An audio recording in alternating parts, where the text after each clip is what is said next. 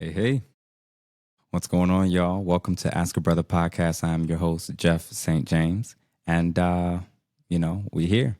I saw y'all literally a week ago when I covered my second episode, which was a very, very tough episode to cover, but I'm glad that I did it to kind of set the tone for how I want this channel and this, whatever this thing is, to kind of going forward.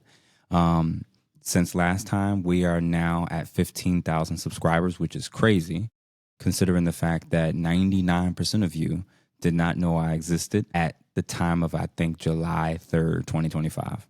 So we are not even finished with the month, and now there's 15,000 plus people here. I'm honored. I'm grateful, and it's exciting.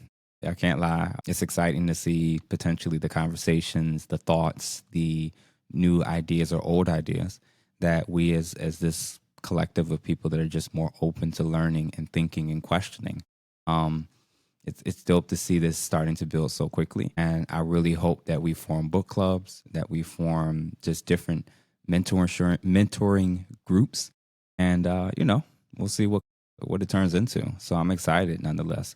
If you have not seen some of my most recent interviews on various podcasts, make sure you check the playlist section in YouTube. The most recent one that I've done with Chew the Fat Smooth podcast by my guy Trev, we covered some stuff. So if you haven't seen it, make sure you do. Sorry. We really, really jumped into the taboo topics, especially about being Black and, politics and the whole nine. And, dating, of course, and just walking that fine line between what we believe to be true and also recognizing that a lot of it isn't popular and what that means and what that comes with. So, relatedly, the topic of today for episode 3 is, do I hate women? Well, no, I'm playing. I don't, despite popular belief. The reality is that it's actually the opposite. And I'll argue by the end of this long soliloquy that hopefully you can potentially see and interpret me and many people like me saying things that potentially you may not like to hear, and perhaps looking at our frame of reference from a different point. When I think of like a doctor, a really, really good doctor, I've never seen one that was good if they weren't willing to tell me something that they saw that was wrong that I could heal from or fix. I could say the same about, I guess, a teacher, where if I'm turning in assignments and quizzes and tests and I'm literally putting on the wrong answers and they're giving me A's and I'm never actually learning what it is that I need to learn. Or a coach that sees me screwing around in practice and not, developing the skills that I need to be able to be effective on the game, but still letting me play, knowing I'm not going to do well. None of those people, if they didn't tell me the thing that was hurting me, harming me, or that I needed to grow in and change, I would not say that they actually care about me by omitting and not telling me the truth. I feel like that's kind of what it's like right now, especially when it comes to men and women, relationships, politics. It seems like we've kind of gotten to a really, really strange place where it seems like a lot of you, in this instance, with the question being, do I hate women? It seems like a lot of you are struggling with the idea that someone could be telling you something you don't want to hear. And if you don't like the person who's doing the speaking, it can't be true. Let's sit in that for a second. That's a question I think you really, really need to think about. Seriously, do I only see something as true if I like the person who's doing the speaking and what they're saying is something that makes me feel good? Just realize the dangerousness of thinking and moving and behaving that way. If the idea that only the people who let me hear what I want to hear and the people that I like, those are the ones who are telling me the truth. Man, what you're basically communicating is that the most important thing is not the truth. It's not your safety. It's your feelings about what you're hearing and the people who are talking to you. And the crazy part is I think politicians know this. I think corporations know it. I think nearly every major field where they can take dollars out of your pocket, they know it. So your emotions can turn your brain into like a battlefield where the winner gets to walk away with your time, your energy, and your wealth? Is it really all the people who are on the talk shows, who are the newscasters, who are the podcasters? Is it all the people, the radio show hosts, the actors, the actresses, the celebrities? Is it all the people that you like and that are selling you something that sounds good and is what you want to hear? Are they the ones that's truly telling you the truth? And are they the ones that care about you? Or would a doctor, a teacher, a coach that told you things that would help you to improve, even things you don't like, even sometimes with the way that they say it, but you can see in those examples how you could be better because of it? Why don't we apply that to politics and our relationships? It's easy. You've been trained. We've been trained when someone says something I don't like and I don't like them, I get to reject it. It can't be true if I don't feel it.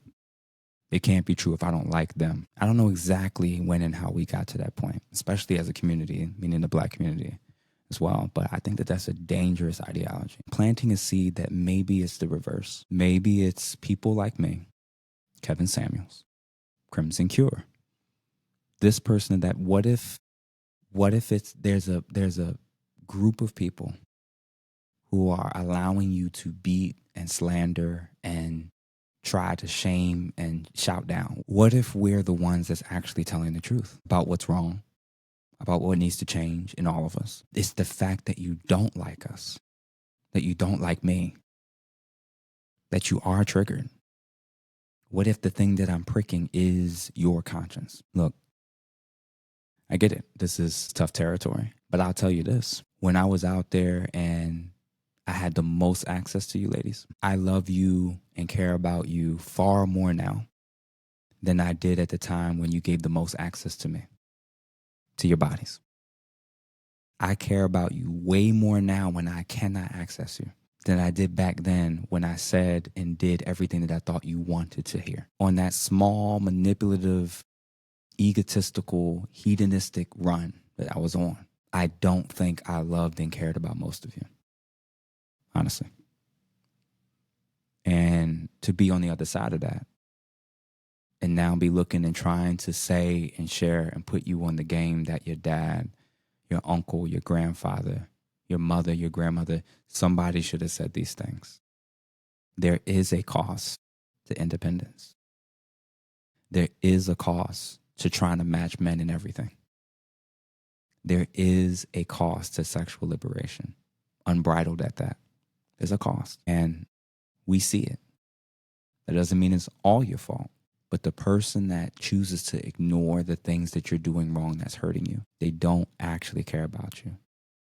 People going on tour and, selling you all these goods and life coach tips and all that. Are they trying to help you to grow and identify the things that's hurting and harming you and us collectively? Are they doing that? If they are, they have to give you medicine that doesn't taste good. Please, please tell me you won't reject the medicine that a doctor is trying to give you because you don't like the doctor. You're intentionally going to get the answer wrong on the test because you don't like the professor. Are you really going to live a life where you can see clear as day so much is broken and wrong? And it'd be better to just believe that it's just the men or it's just everybody else. What if we have, as a community, have been brainwashed and we are heading down the wrong path? And what if it's the people who are telling us the thing we don't want to hear that are actually not the sellouts? What if the sellouts are the people who you're buying all their books all the time, supporting them on these tours? What if the sellouts are the people that's selling you something that they're not even experiencing in their own relationships? Selling you a marriage that they've never experienced. Selling you high ideals and never talking about their low points. I don't know. I just know that the politicians notice about us. They notice about our women. And they notice about the men that like to be led by our women in all things. They know if we can play into your emotions and tell you what you want to hear, make it sound good, and make sure that you like them, they don't have to deliver or give you anything. The father that never tells his daughter no can't possibly love her. The coach that never wants to tell his player how he or she can improve doesn't care. And the doctor that refuses to tell their patient that something is wrong and that they can be healed or that they can recover. That's malpractice. I think those of us as men that are supposed to be leaders that are choosing to skirt around and centralize the feelings of our women and female and girl companions, we are cowards. Plain and simple. It's the men that's trying to tell you about the things that we need to change individually and collectively in terms of our voting, in terms of our dating, in terms of our mating strategies, and in terms of how we even just view each other. If we're pointing out things that you need to improve on, it's because we care about you. So when I point out your flaws, and I'm not just stunting on you, you'll always know the difference between the person who's attempting to just shame you and not point you in a direction of what to do about it. All they do is say what's wrong, or all they point at is who's in the wrong. This next level of expectation, as men and women, as a community, as Americans, as Black people, whatever, we have to get smarter in real time. AI is coming. Jobs are decreasing. People are losing their jobs left and right. And we are arguing on a ship that's sinking, debating about who's the captain when there's a hole that needs to be plugged up. I'm honest enough to say I don't think the matriarchal rule socially is working for us. Sorry. I think male leadership needs to come back to the forefront. And I think that we need to have a legitimate discussion about what does this look like with us working together. We could try to do the whole both of us as leading thing, maybe. But I know the way that it's currently going with who's leading our households, with who's leading our culture, with who's dictating what we can say and who we have to accept and what we can speak on and what we can't. Y'all, I think it's time, if we are serious as men and as women, that we got to acknowledge like a lot of us have really screwed up personally, and a lot of us have screwed up collectively for why we are seen and our situation is as bad as it is. We can point to white supremacy. We can point to the CIA, the FBI, and Jim Crow and slavery and this and that. We can. But I have a strange feeling that if we don't stop the pointing and start looking in the mirror, it's going to be too late. We're going to have a generation of women where when you look down the family tree, it'll stop at their name. A man with all of his family history of trial and error and people surviving eons and eons, and they get to his name, and that's it. We are taking ourselves out in the offices of Planned Parenthood. We're taking ourselves out in the streets, and we're destroying our wealth in the family courts. It's time, y'all. I'm not looking to be some messiah. I'm not looking to be the last one. I'm hoping to be one of the ones that can just spark a revolution in here and in here for how we see and how we feel about each other, about our role and place collectively in this culture and society, and moving towards, imagining the highest ideals both collectively and corporately as well as individually, and then striving for it. No excuses. You a baby mama? No excuses. You a guy with 3 kids and not married to any? No excuses. You been divorced? No excuses. You picked wrong? No excuses. You don't have that degree yet? No excuses. You need to lose weight? No excuses. The women not talking to you? The men not trying to check for? No excuses. There's too many areas of life that we can improve on to get caught up in the one area that we're not where we want to be. My goal as a man is to do that, to show that, to point it out, to try to live it, to be vulnerable, to be honest, but to push myself. Why do you think I'm before y'all? By accident. There's no hidden agenda. I don't work for the CIA or FBI, and I'm not some king plant. This is just me being me and visualizing this moment and having visualized it long before I got to this day, and then aligning my life to put myself in position to just do it. I don't know why I'm here, but I'm just motivated to see human flourishing at my level and among the people I work with and live with, and to see that replicated everywhere. I'm ready for us as men to stand up to political parties that hate us. I'm ready for men to stand up and protect the women that are wanting us to protect them, to step up in leadership positions that want to be led. And I want us as men to be carefully, instantly loving towards the women that aren't ready to receive either of those things, but be ready when they are, to show it in the capacity and way in which we can. Listen, this is, I'm trying. I don't have all the answers. I never will, but I'm interested in finding them. And I'm excited that y'all are joining me in this journey. Next couple episodes are going to be No, You Don't Deserve a Good Woman, and No, You Don't Deserve a Good Man. And I'll explain more about that. But I'll say this, especially in relation to this topic about, do I hate y'all? Do I hate women? Do I hate black women? No. I would argue that I care for far more about you and your children and your future and us collectively than I ever have in the history of my life. Way past the protest, way past the boycotting. I really genuinely want this to not be too late. If you read the comments on some of these videos of people saying we're cooked, it's over. The women traded us in for the government. They traded us in for family court. They traded us in for Instagram. I know some of you have. I get it. I know that there's some men that literally aren't good human beings. I just don't believe that's all men, and I don't believe that's all women. I don't care how loud and how viral it goes on social media. I do not believe the worst of us represents all of us. I don't see it. I don't believe it. And I was born there. I've lived in the projects. I've heard the lies. I've seen evil. I've seen it.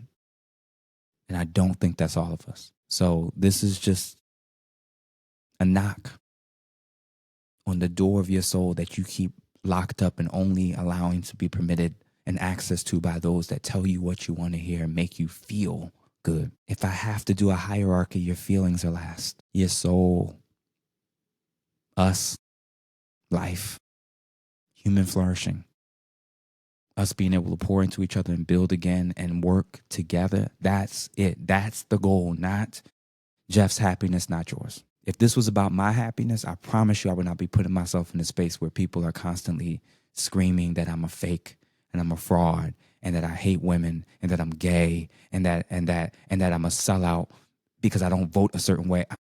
Life is very, very peaceful when you don't speak out and you're a coward and keep your mouth shut. I am doing this because I genuinely care. And no, not every person who's telling you what you don't want to hear is coming from the best place. And some of them may be actually coming from the wrong place.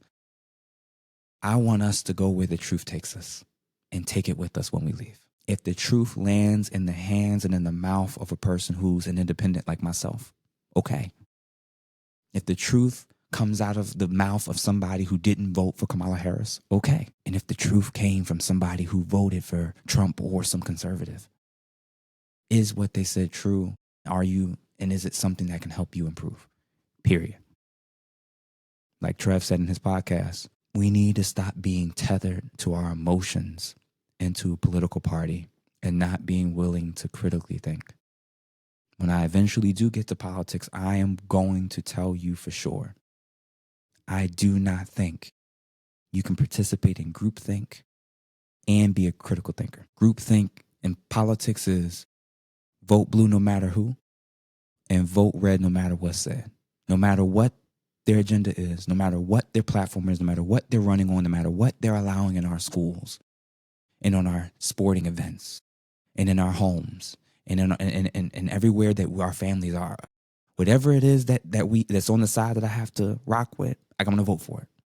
Really? How can you vote blue no matter who and vote red no matter what's said and be a critical thinker? We have to go where truth takes us. A huge percentage of our women right now see me as an enemy and does not see me as a voice worth listening to. That's fine.